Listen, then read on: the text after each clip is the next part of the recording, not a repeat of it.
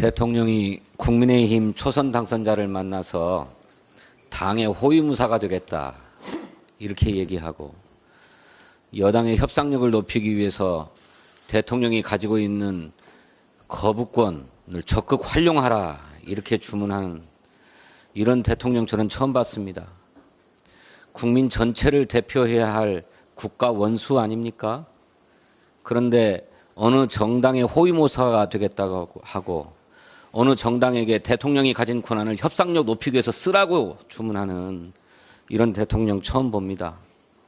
국민의 인내가 임계점을 넘어서고 있다고 생각합니다. 윤석열 대통령이 이 점을 명심해야 할 것입니다. 김건희 특검법에 대한 국민의 요구가 지대합니다. 오랫동안 두문불출하던 김건희 여사가 다시 공개 활동을 재개한 데 대해서도 국민의 비판이 비등합니다. 그러자 국민의힘이 난데없이 김정숙 여사의 인도 방문을 특검해야 된다 이렇게 주장하고 있습니다. 한마디로 김건희 물타기에 불과한 생트집입니다. 김정숙 여사의 인도 방문은 인도 측의 초청에 의한 것입니다. 2018년 7월 인도를 국빈 방문한 문재인 대통령과 인도 모디 총리의 정상회담에서 모디 총리가 허황우 기념공원 착공식 행사를 공동으로 주최하자 이렇게 제안했습니다. 그러자 문재인 대통령은 내가 못 가면 김정숙 여사라도 대신 보내겠다 이렇게 답변하면서 인도 측의 호의에 호응했습니다. 문재인 대통령의 인도 국빈 방문이 2018년 7월이었는데 이 허황우 기념공원 행사는 11월이었습니다. 대통령이 4개월 만에 다시 인도를 방문하는 것은 현실적으로 어려웠습니다. 그래서 문재인 대통령의 인도 방문이 무산되자 인도 측은 공식 초청장을 보내서 김정숙 여사를 초청했던 것입니다. 이렇게 인도 측이 김정숙 여사를 초청했기 때문에 정상급 의전을 통해서 김정숙 여사를 예우했고, 또 모디 총리와 김정숙 여사의 양자 대화도 인도 측이 먼저 제안해서 성사되었습니다. 국민의힘이 주장하듯 인도가 최초로 초청한 것은 김정숙 여사가 아니라 도종환 문체부 장관이었다라고 하는 것도 사실이 아닙니다. 아까 말씀드렸던 것처럼 인도 측의 최초 초청은 문재인 대통령이었습니다. 그런데 대통령의 방문이 어려워지자 한국의 고위급 인사를 보내달라 이렇게 요청했던 것이고, 외교 당국자들 간의 실무 협상 과정에서 김정숙 여사를 파견하는 것이 좋겠다라고 결론 나서 인도가 김정숙 여사를 초청했던 것입니다. 도종환 장관은 정부의 공식 수행원으로 동행한 것입니다. 타지마할에 방문한 것도 역시 인도 측의 요청입니다. 타지마할은 인도의 대표적인 유산 아닙니까? 해외 정상들과 국빈이 방문했을 때 늘 타지마할에 초청을 해서 타지마할을 자랑하게 하고 세계에 홍보하는 일들을 해왔습니다. 프랑스 마크롱 대통령, 캐나다 트루도 총리, 인도를 방문한 수많은 정상들이 타지마할에 방문했습니다. 김정숙 여사도 마찬가지입니다.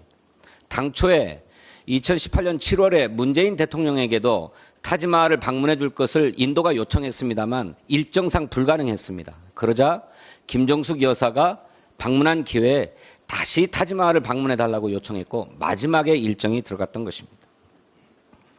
그러니까 우리 나라의 정상급 인사가 인도 타지마할을 방문한 것은 엘리자베스 여왕이 한국을 방문해서 안동을 방문한 것이나 유사한 것이다. 외교 일정이다.